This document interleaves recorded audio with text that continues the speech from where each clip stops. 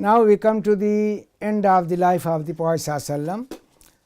The mission of the Prophet ﷺ was complete, and he was anticipating his demise.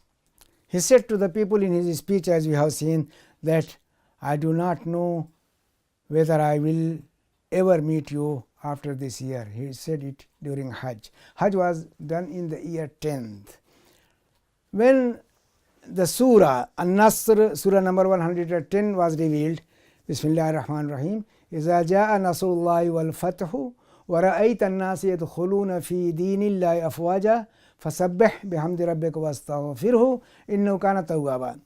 That when Allah's help and victory comes, and you see people entering Islam, entering in Allah's faith in crowd, celebrate the praise of your Lord and ask for forgiveness. He is always ready to accept repentance. Innu kana tawwaba. When this surah was revealed, some people had this hint that it is an announcement that Prophet's mission is complete and he may go any time. It is reported that Abu Bakr started crying. He got the message. But anyhow, we don't know, because it will be also in another statement which the Prophet gave, and Abu Bakr started crying. Now then, he had already told people that I am ahead of you and will witness upon you. Ana faratukum ala al-hawd. I am looking at my pool now, in his lifetime he says, and I surely have been giving the keys to the treasures of the earth. It was very good. I mean, Saudi Arabia is full of treasures. I am not scared that you will turn idolaters after me, but I am scared that you will compete with one another in the worldly materials. What he said is going on. He visited graveyards and said, Assalamu alaikum ala diyar. He said, greeted them, and they said that, well, you are ahead of us, but we are also going to join you. May Allah forgive you and us, and give us his pardon. Now on Monday 29th of Safar, he came back end of Zulhijjah, but 29th of Safar in the 11th year of Hijrah, he had a headache and his temperature rose very high, that the heat could be felt over his body. He led the community in the prayer. For 11 days after these symptoms appeared, though he was not well. He was ill for 13 days. When the illness grew severe, he asked his wives where I am going to be. They got the message. He wanted to be with Aisha. So among themselves they agreed and told him that, well, anywhere you want to be, you can go, and we feel that you want to be with Aisha, daughter of Ibn Abi Quhafa, you are allowed to do that. So he did not do injustice to any of them. He stayed with Aisha with the consent of his wives. On Wednesday, 5 days before his death, he entered the mosque, sat on the pulpit, and addressed the people who were around him. He said, Allah curse Jews and Christians who took the graves of their prophets as place of worship. I warn you, La tattakhizu qabri wathnan yu'bad, that do not take my grave as an idol to be worshipped. He advised the community to be sympathetic to the helpers, because they were the one who gave help to him. I command you to do good to the helpers. They are my closest fellows and object of my confidence. They have fulfilled their obligation, and now remain what is due to them. You should appreciate the work of their good people and overlook the faults of those who do wrong.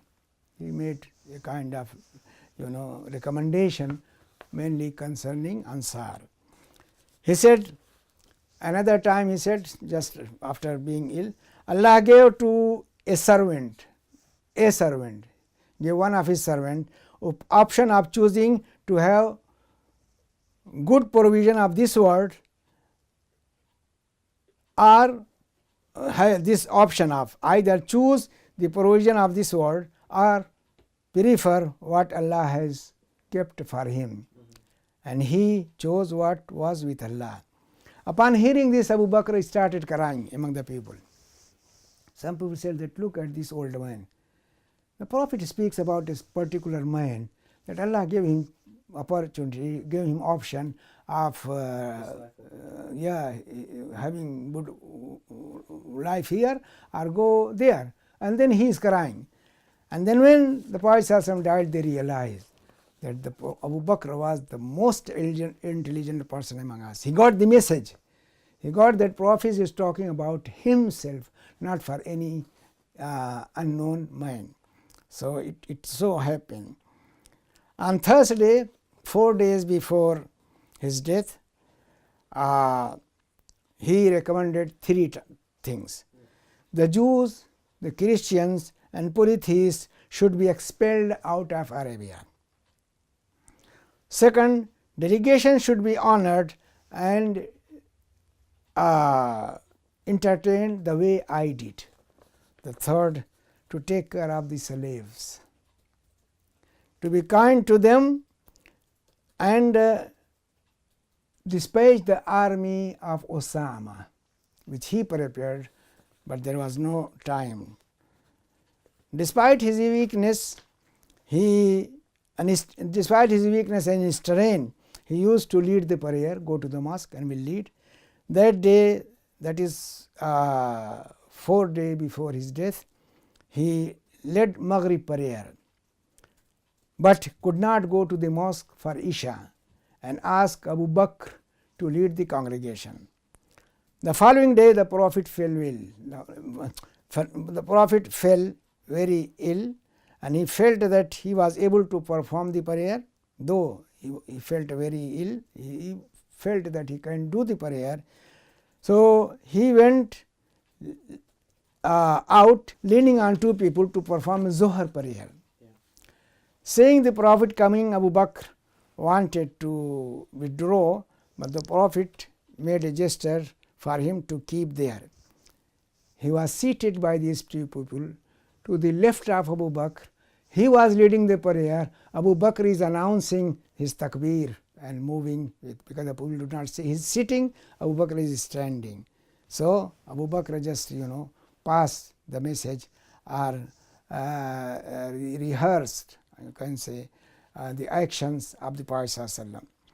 On Sunday, a day before the Prophet died, he set his slaves free, paid the 7 dinar he owned, and donated his weapon to the Muslims.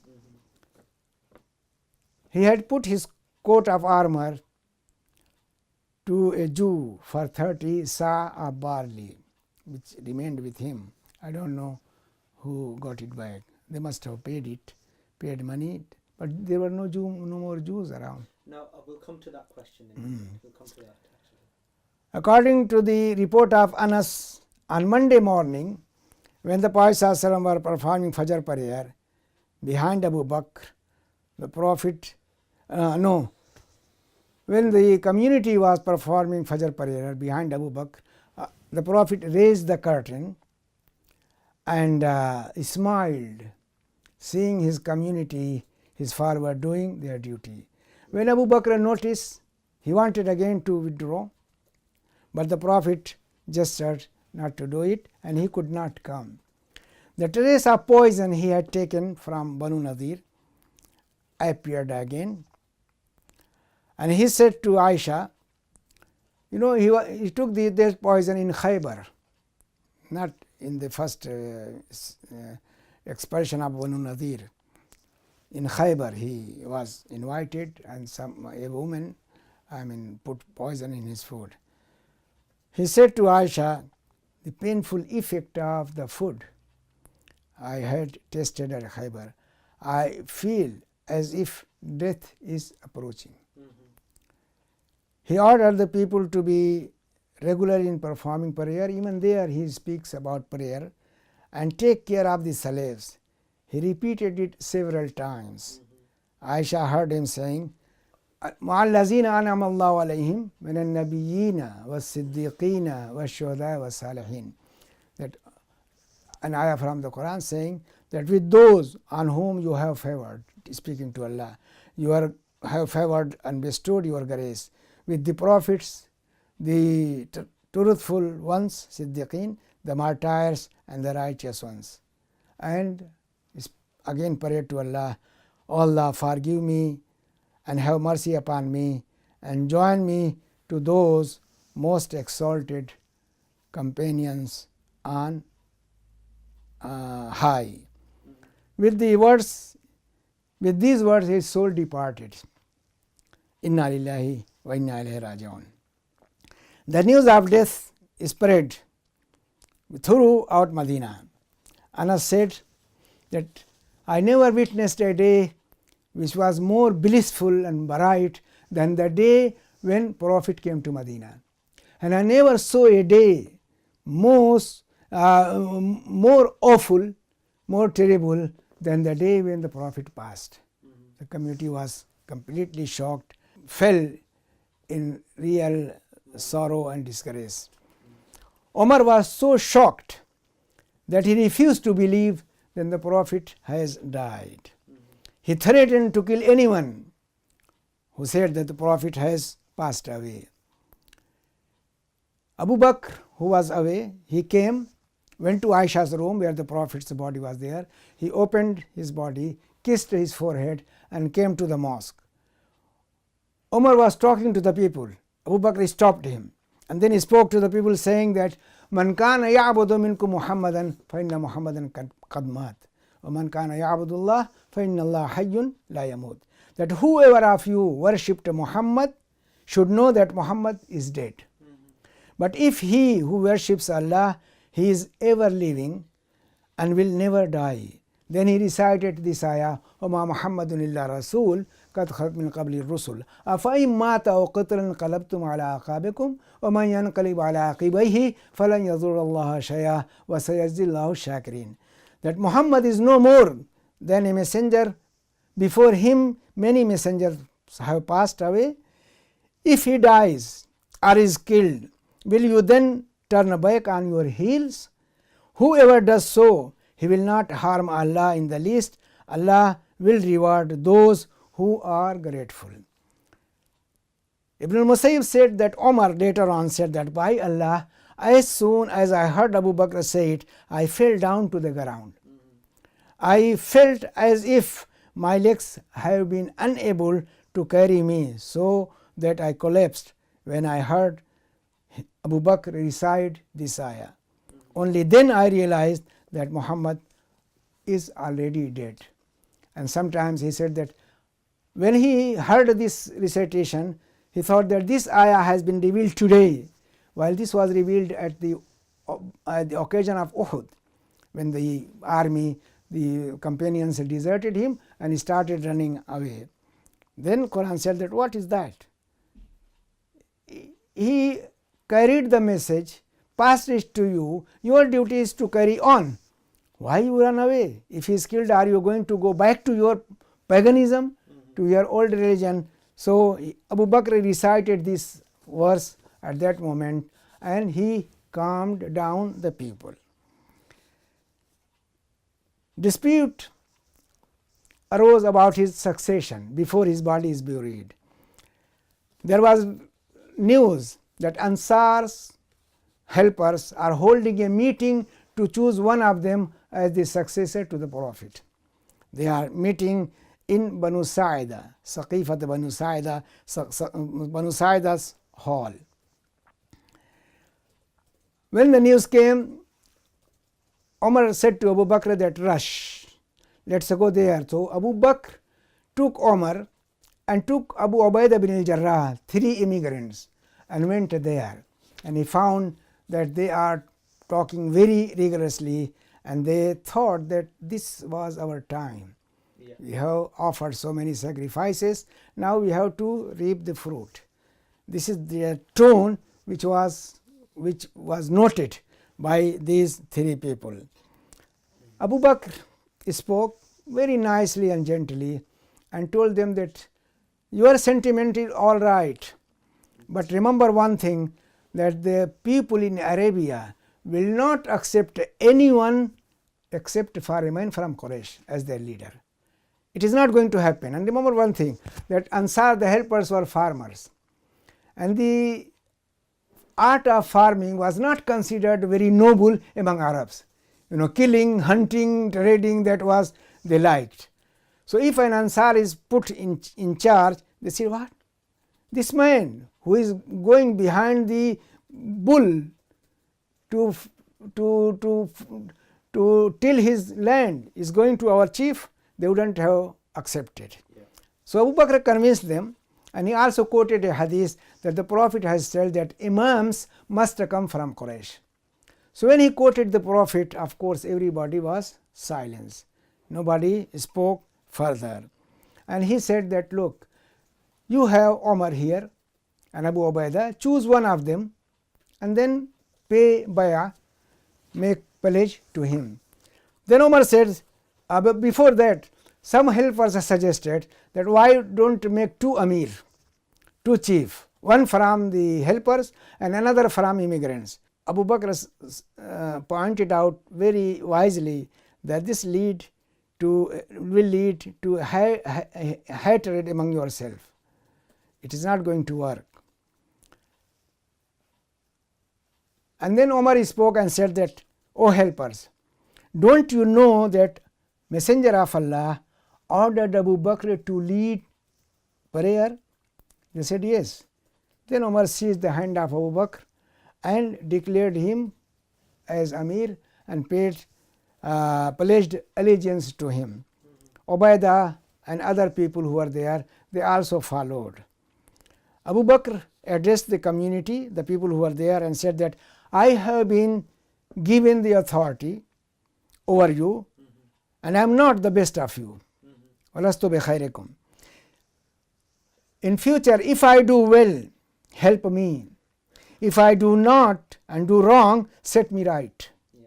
The weak amongst you shall be strong with me until I have secured his right, if Allah wills. And the strong amongst you will be weak with me until I have wrested from him the rights of others, if Allah will. Obey me so long as I obey Allah and his messenger. But if I disobey Allah and his messenger, you owe no obedience to me. He spoke very nicely, and the people agreed, they dispersed, and every member of the community pledged allegiance to Abu Bakr. Ali did not come. This is another question which of course caused problem later on.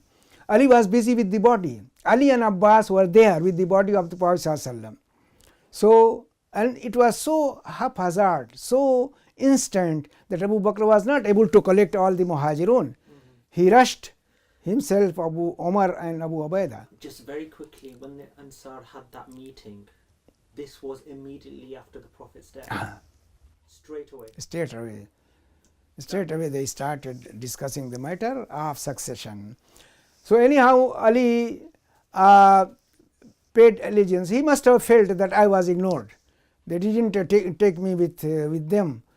But there was no time to arrange group and take them there. Yeah. After some time, Ali came and he said that there was nothing with me. I accept Abu Bakr as the community has done. So he agreed and he paid allegiance to him. So there is nothing like that he wanted to be, because remember the competition was between immigrants and helpers. Ali was nowhere. Now the helpers wanted to take lead. So Abu Bakr told them that it will not be feasible. It is not going to work. So there is no question of personality who is going to be elected. There was no question of Ali or Abu Bakr. It was that whether the man is coming from helper or he is coming from immigrants. So that story which is made by some Muslims doesn't stand. There was no question, and Ali never contested after that the Prophet had nominated me. They make a fabricated story that while returning from Hajj, the Prophet ﷺ took hand of Ali and asked the community to pay him pledge of allegiance, which is completely, totally wrong. There is nothing like that. What the Prophet said there, that Ali is my Mawla, my friend, my cousin, and he is also Mawla and friend of all the Muslims. And then he raised his hand to Allah, saying that, "O Allah, befriend anyone who befriends Ali and hate anyone who has hatred for Ali." That much he spoke. But there is nothing that he took by allegiance from Muslims. If he had taken, what the community was doing? When Abu Bakr went to Ansar meeting, he should have said that what you are discussing now, the Prophet has already nominated his cousin to follow him. So there is no need for you to hold a meeting and no need to discuss any matter. So that is completely false and wrong and out of context. After the matter was settled, Abu Bakr is elected. So the question of washing his body came, and it was decided to wash his body with his clothes on. Abbas, his own, and his two sons, Fadl and Kusum, and Ali took part with Osama bin Zayd. Osama comes here, and Aus ibn Khawli, and a freed slave of the Prophet called a Shukran. These people took part. Abbas, his two sons Fadl and Kusum, Ali, Osama ibn Zayd, Aus ibn Khawli, and Shukran, freed slave of the Prophet ﷺ. When the body was washed, the question came where he should be buried. And of course a discussion started and people started arguing. Then the matter was solved by the statement of Abu Bakr that he heard the Prophet ﷺ saying, "A prophet is buried where he dies." So the room of Aisha became his grave. So the grave was dug in room of Aisha. People entered the room 10 by 10 and prayed the funeral prayer individually without any imam. They just did funeral prayer. The first to pray were the people of his own tribe, his own family, then immigrants, then helpers, then women prayed after men, finished, and the children were at the end. The process lasted all day, Tuesday, and most of Wednesday. He was laid in his grave by Ali and others who had prepared him for the burial. Medina, the city of light, was filled with sorrows. The companions cried, knowing that he had forbidden crying on any dead. It was indeed as if a great door had been closed, yet they remembered that he had said, "What do I have to do with this world? I and this world are as a rider and a tree beneath which he takes a shelter, then he goes on his way and leaves the tree behind. So this is how I am."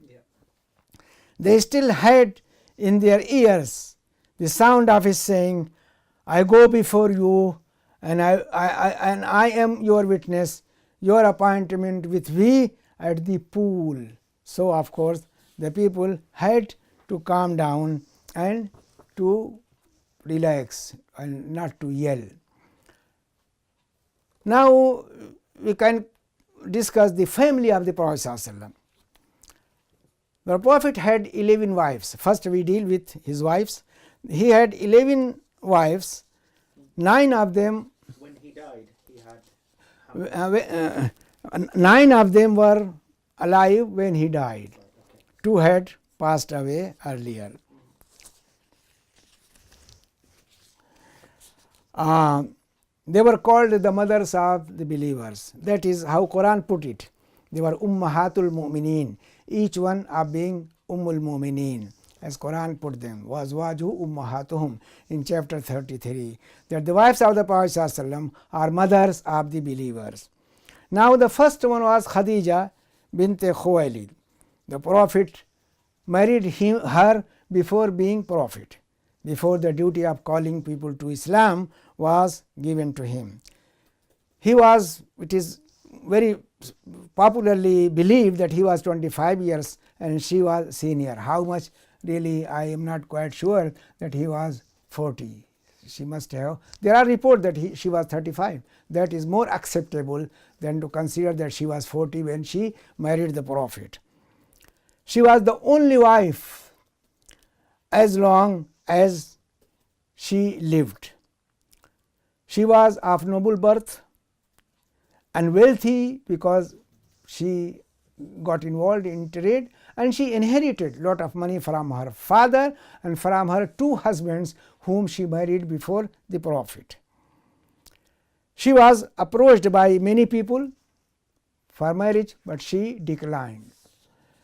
Muhammad at the time used to work for the people of Quraysh with honesty.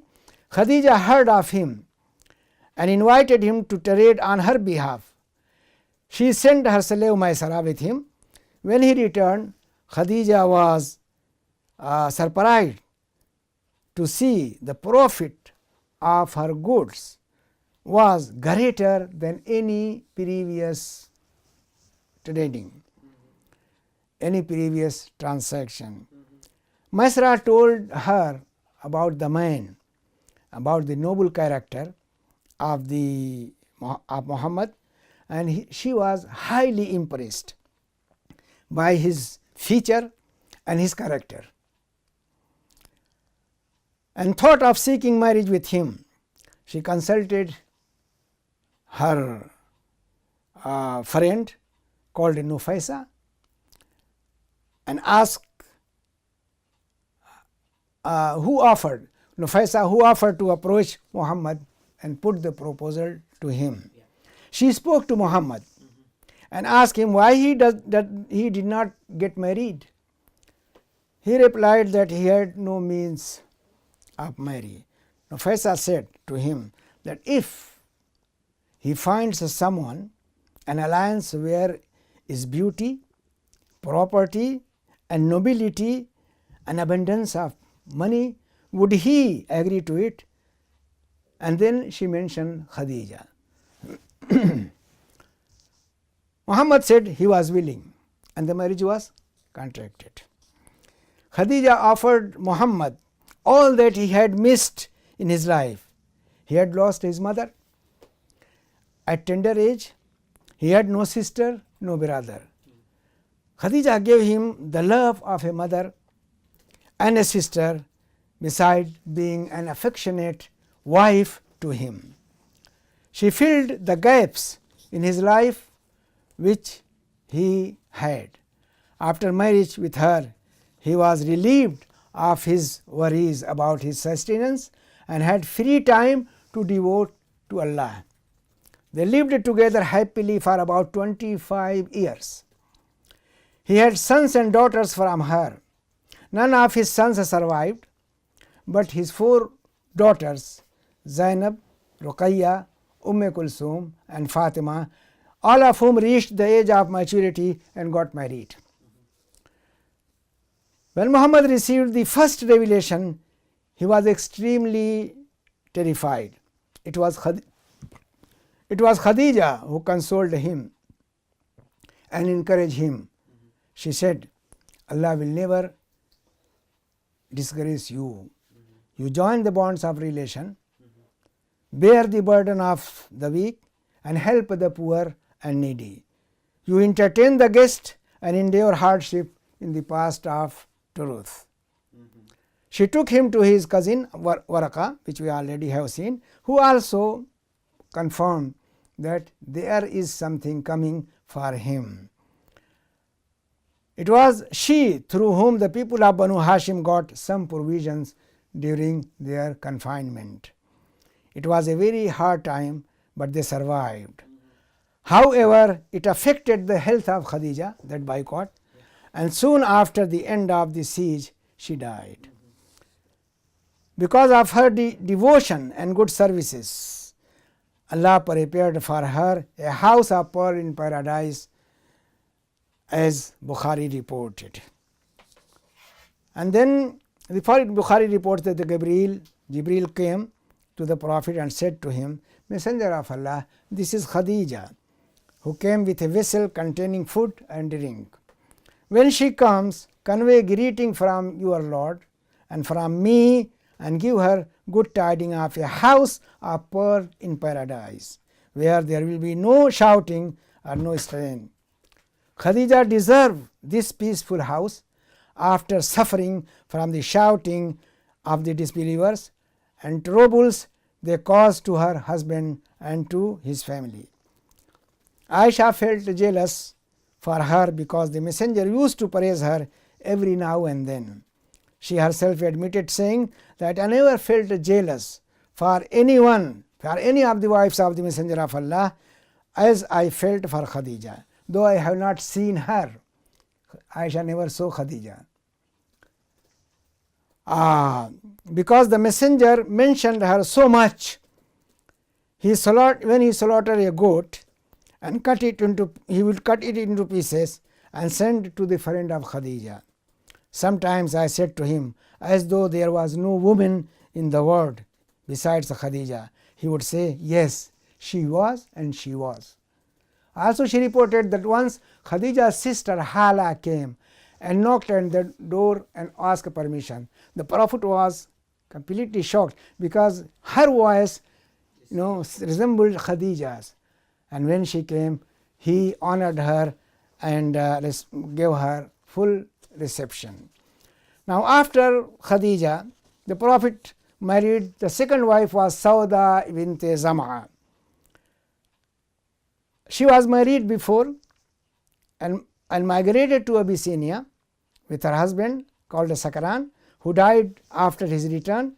When Sauda grew somehow elderly, the Prophet she was suggested to the Prophet by someone and he married. When she grew older, she gave her day of Prophet to Aisha because she knew that Prophet was no more interested, can you say? No more interested in her. So he gave her day to Aisha.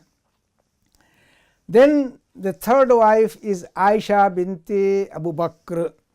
The Prophet married her after a year of his marriage to Sauda. It was 2 years and 5 months before the migration to Medina. He loved her greatly. The Prophet ﷺ loved her greatly. She was the most learned woman in the household, and it was noted by all other people, that she was loved by the Prophet more. The people also noted it outside, and they would wait for the day when the Prophet will be with Aisha, if they had any gift to send or any recommendation to receive. So they waited when the Prophet is in the house of Aisha. And then the wives, they didn't like it. They sent Salama to speak to the Prophet. What is going on? And Salama spoke. And the Prophet told her that do not trouble me with regard to Aisha. Right. For indeed the revelation does not come to me when I am beneath the cover of any other wife except for Aisha. So he knew that Allah loves her as well. So Salama was very clever, very intelligent. She stopped. Then they went to Fatima. They went to Fatima and he spoke to her to speak to the Prophet about Aisha and this. And then when she spoke, the Prophet said to her, my little daughter, do you not love what I love? Of course, she said yes. Then the Prophet said to her, love Aisha. I love her, you love her. So this is how she was. Then fourth wife was Hafsa bint Umar. She was married to a man called Khunais ibn Huzaifa as-Sahmi, who died after Badr. And then Umar was looking for someone to give her to him in marriage. He spoke to Abu Bakr, he spoke to Osman, but they did not give answer because they had already got the hint that Prophet is interested in her. So the Prophet married her and she lived with him. Then Zainab bint Khuzaimah, she was popularly known as Ummul Masakin because she was so careful, so kind about the poor people. So she died during the life of the Prophet ﷺ. This is the second wife who died in the life of the Prophet ﷺ. Then Salma whose name was Hind, Salma bint Abu Umayyah. She was the wife of Abu Salma and suffered a great deal with her husband from the disbeliever. We know her story. When her husband decided to migrate, her family stopped her from going. So she was not allowed. Husband asked her just to stay behind until Allah makes the way clear. Then his family, the husband's family, came and snatched the son. So she remained without husband, without the son. And daily she used to go to the hill and look to the direction of Yasrib until someone got pity and then went to her family saying, "What stupid you are. You have no heart, you have no mercy for this daughter of yours. She is suffering for 1 year, she suffered. And you leave her just like that, without husband, without the son." So they felt guilty and they allowed her to go. She started her journey alone to Makkah. Remember, 400 kilometers, 250 miles. A man saw her going and then he came to her help and said that, "I will not go back until I take you to your husband." When Abu Salma died, the Prophet ﷺ asked her, he went to see him and said that, "Say, Inna lillahi wa inna ilayhi raji'un, Allahumma ajurni fi musibati wa akhlif li khairan minha." That we belong to Allah and to Him we are going to return. "Oh Allah, give me reward in my mishap and give me something better than I had." So she thought that who could be better for me than Abu Salma. When the Prophet ﷺ proposed to her, she apologized. She said, "No, because I have so many children and I am of a jealous nature. So I don't think I will be fit. I will fit in your household." The Prophet said that as far as jealousy is concerned, I will pray to Allah and He will remove it from your heart. As far as our children are concerned, they are my responsibility. I will be responsible for them. And then they got married. Remember Salma's intelligence we have seen in Hudaybiyah when she saved Muslim community from a serious confusion, serious crisis. Then comes number 7 is Zainab bint Jahsh. She was related to the Prophet ﷺ, almost she was his cousin. Then Prophet ﷺ had earlier married her to Zainab. He married Zainab to Zayd ibn Harisa, his freed slave. But the marriage did not work because Zainab was very arrogant. She was always considering her noble birth, her family, while Zayd is just a freed slave. So the marriage didn't work. And then they got divorced, and so Allah decided that the Prophet should marry her. This was also to break a very long standing tradition of Arabs that they consider their adopted son as real son. They inherit him and he inherited them. And his wife was considered the wife of his real son. This is in a revelation as well. Yeah. Adopted son is not your real son. Okay. So revelation came to say that adopted son only by your word cannot become your son. And the Prophet was ordered to marry Zainab to break that relation by his own action. Zainab always used to boast to other colleagues that my marriage was conducted in the heavens. yours was on earth, but mine was done by Allah subhanahu wa ta'ala. Then the 8th wife was Juwairiya bint al-Haris. She was the daughter of the chief of Banu al-Mustaliq. You remember where the hypocrites wanted to create problem and where Aisha's cylinder case came. So she was the daughter of the chief. She came in the possession of Sabit ibn Qais ibn Shammas. Shammas fixed a high price for her ransom. She came to the Prophet to ask for help.